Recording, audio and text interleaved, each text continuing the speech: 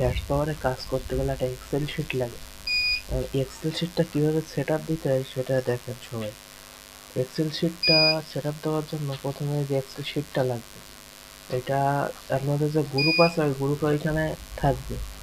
মানে উপরে গিয়ে দেখবেন, বা না থাকলেও আমাদের কাছে চাইলে আমরা দিয়ে দেবো। এবার এইটা এখান থেকে সেভ করে নেবেন, সেভ অ্যাজ নিয়ে এইটা চাইলে আপনি যে কোনো নাম দিতে পারেন, বা যেভাবে আছে এইভাবে রাখতে পারেন। কারণ আমি একটা নাম দিলাম এখানে।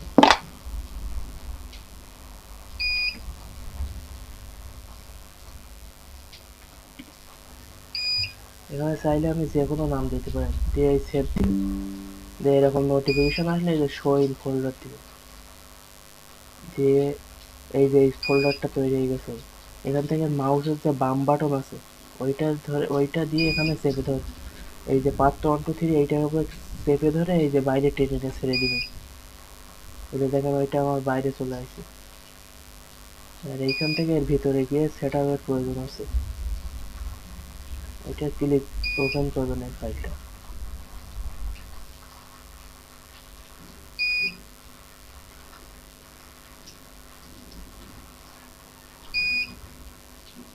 এই যে ওপেন করার পাশে এই যে উপরে দেখেন এখানে এনাবেল এডিটিং, এইখানে ক্লিক দিতে হবে। ক্লিক দেওয়ার পরে এই যে ট্যাবের অপশনটা ফাঁকা, এইখানে যার প্রত্যেকের শিট আছে, প্রত্যেকের শিটে ওয়ার্ক লিঙ্ক দেওয়া আছে, ওই ওয়ার্ক লিঙ্ক থেকে ওইখান থেকে বসাতে হবে। এই যে দেখেন আমার শিটের ওয়ার্ক লিঙ্ক,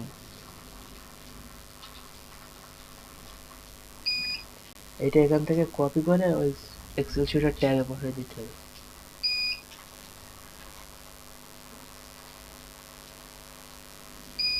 আমার মতো যদি টেনে এনে বসাতে না পারেন তাহলে আপনি প্রত্যেকটা ঘরে প্রেস করে দিবেন কন্ট্রোল ভি দিয়ে।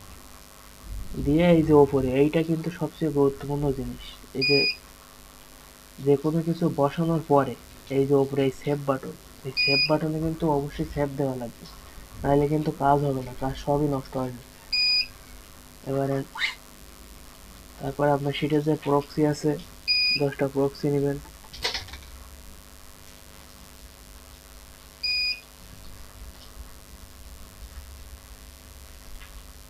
এবার যে ইউজার এজেন্ট আছে ওইখান থেকে 10টা ইউজার এজেন্ট নেবেন।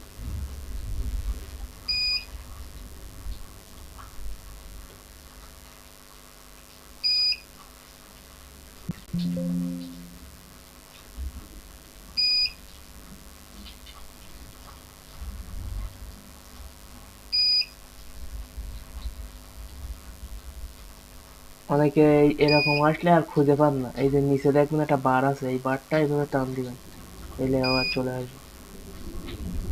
এবার আমার এসে সেবার নাম নিতে হবে, নাম নেওয়ার জন্য নোটপ্যাডে যেতে হবে।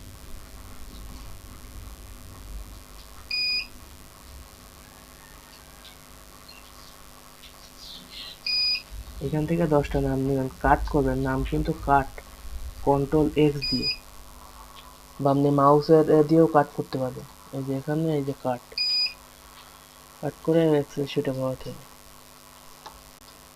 এই সবগুলো বসানোর পরে এইখানে কিন্তু এই যে সেভ বাটন নেই, এইখানে সেভ না দিলে কিন্তু সব কাজই নষ্ট হয়ে যাবে। এই জিনিসটা সবাই খেয়াল রাখবে, এইখানে কিন্তু মাস্ট সেভ দেওয়া লাগবে। এখানে শুধুমাত্র এই যে ট্যাব এইটা পরিবর্তন হবে না, আর বাকি যে 3টা অপশন আছে প্রতিবার কাজ শেষে প্রত্যেকবার পরিবর্তন করা লাগবে। শুধুমাত্র ট্যাবটা যেভাবে আছে এইভাবে থাকবে, আর বাকি যে 3টা আছে প্রত্যেকবার পরিবর্তন করা লাগবে।